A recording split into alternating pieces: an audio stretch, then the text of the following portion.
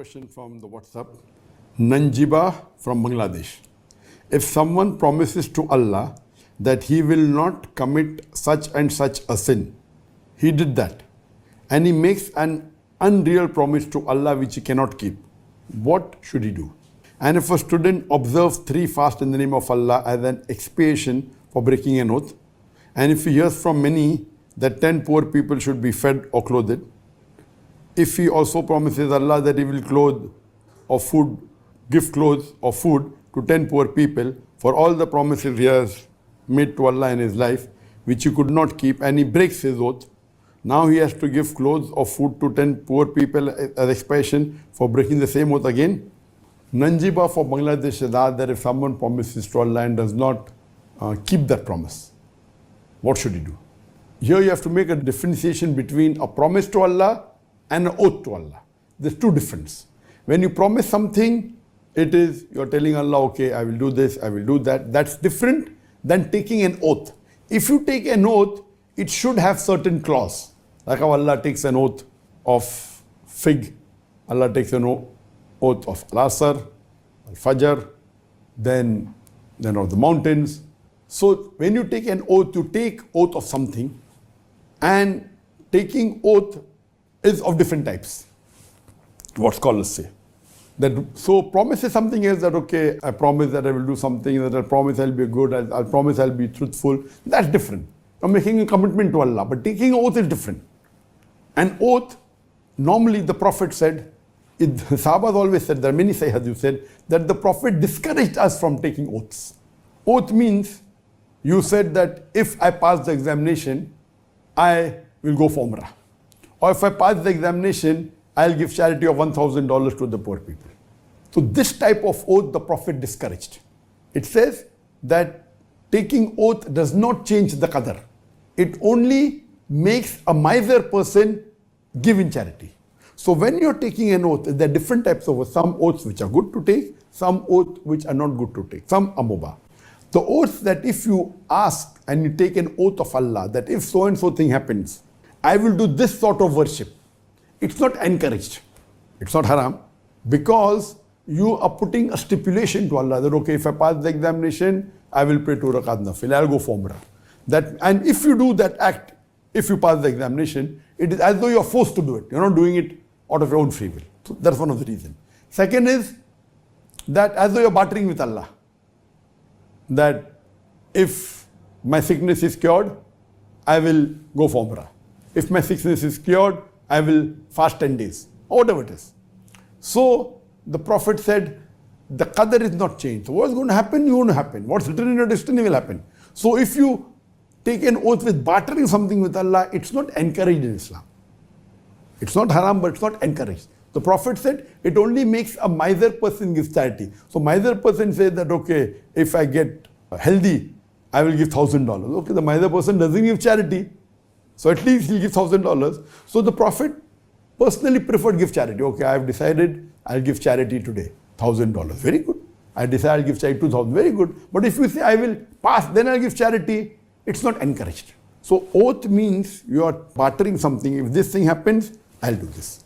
So these types of oath, Allah says in the Quran, in Surah Maida, chapter number 5, verse number 89, that if the oath is unintentional, Allah will forgive it.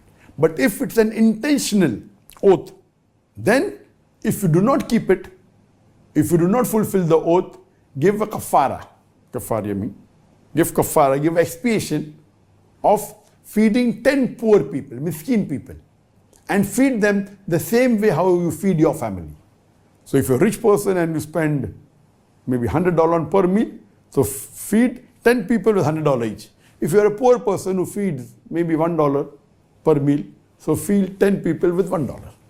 Or clothe 10 people, same how you clothe a family, or free a slave. So this is the condition put by Allah subhanahu wa ta'ala in Surah Maida chapter number 5 verse number 89, that if it's unintentional oath, Allah will forgive you, but if it's intentional, and if it is oath done by you, and if you do not fulfill it, feed 10 people, poor people, how you feed your family, or clothe 10 people, or you free a slave. If you cannot do this, then you fast for 3 consecutive days. So if you make an oath, the best the Prophet said is do it, as long as the oath is not a haram oath. Now there are some oaths which are haram. For example, you say that I will go to dargah and put 10 candles on the dargah. So this is wrong. Or if you say that I have taken an oath or we have done commitment. One is a commitment, one is a promise, there is a difference. And if you say that if this thing happen, I'll do this, if this thing happen, I'll do idol worship. Idol worship is haram. So anything you say, if I pass the examination, I will do idol worship. Idol worship is haram. So in these conditions, if you take an oath of doing a sin, then the person says, don't do the sin, give the kafara. So if you have given an oath to commit a sin, or given a promise to commit a sin, don't do that sin, do a kafara of feeding 10 people, or clothing 10 people, or freeing a slave. If you cannot afford it, then you can fast for 3 consecutive days. There are some things which is not a sin, but you can't afford to do. You say that if I pass the examination, I will give $10,000 charity. You don't even earn $1,000, I will give $10,000. Suppose you say that if I pass the examination, I'll go for Hajj, and you're sick. That hell doesn't permit you. So if you make an oath which you cannot fulfill, it's not a haram oath. Going to Hajj is good. Giving 10,000 charity is good. So then you give kafara. That is feed 10 people, poor people, equivalent to how you feed your family, or clothe 10 people, or free a slave. If you can't afford this, then fast 3 consecutive days. So one oath which is haram, you should not do it, only give kafara. One oath is which you have committed but you cannot do it because you can't afford to do it, or you're not healthy, you don't have the money. Then the third type is which is mubah. Okay, if I pass, I will give charity, and you have the money, then you give charity. This is optional. One thing is there which is oaths which are good. That you have said you'll do this without putting a condition to Allah subhanahu wa ta'ala. I have committed to Allah that this year I'll give charity of $10,000. And your business goes down. Oath is good. It's not against anything.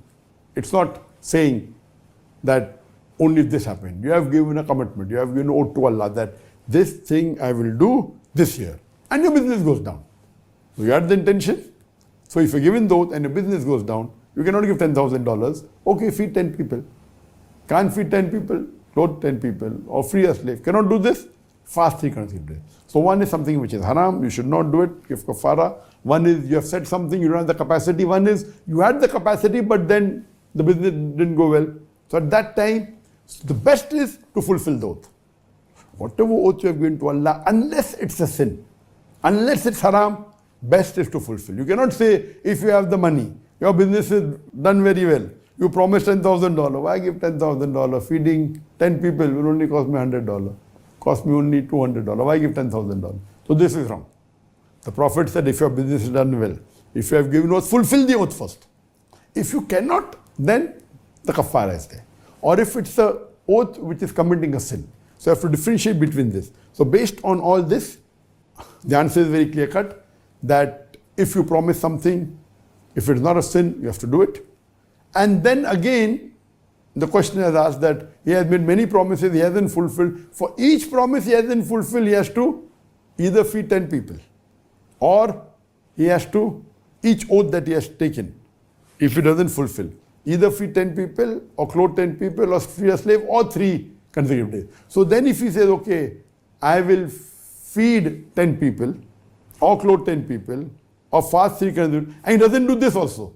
So if he has not done 10 oaths he hasn't kept, and this 11th one, so he has to give 11 times to 10 people. You can't say only once is sufficient, no. If he cannot afford it, at least he should fast for each oath 3 days. So if 10 oaths he has taken, and he has not fulfilled it, then he has to fast 10 into 3, 30, 3 consecutive days. If you want to take a gap, again 3 consecutive days. And the last one which he did not fulfill, again he has to fast another 3 days for that. So for every oath that or commitment you have given to Allah subhanahu wa ta'ala, there's a difference. You should understand that